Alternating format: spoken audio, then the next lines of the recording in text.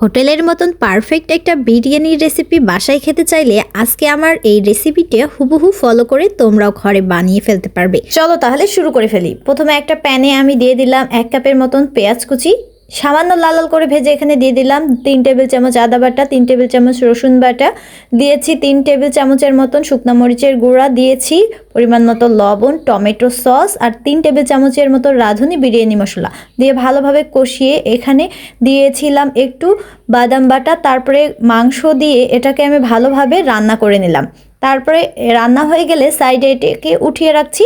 পরে একটা প্যানে আবার দিয়ে দিলাম 1/2 কাপের মতো পেঁয়াজ কুচি, তারপরে দিয়েছি সাদা এলাচ, দারুচিনি, একটা তেজপাতা দিয়ে পোলাওয়ের চাল ভালোভাবে দিয়ে নেড়ে চেড়ে আমি এটাকে ভেজে নিচ্ছি। সামান্য পরিমাণে লবণ দিয়ে নিয়েছি। ভাজা হয়ে গেলে এখন এখানে আমি গরম পানি দিয়ে নিচ্ছি। তারপরে দিয়ে দিলাম একটু পাউডার দুধ, তারপরে দিয়েছি এখানে রান্না করা মাংসগুলো, দিয়েছি বাদাম আর এখানে রাঁধুনি বিরিয়ানি মশলাটি আবারও দিয়ে এটাকে আমি এখন লো হিটে রান্না করে নিচ্ছি। ফ্লেভারের জন্য আমি এখানে 4টা কাঁচামরিচ দিয়ে নিচ্ছি।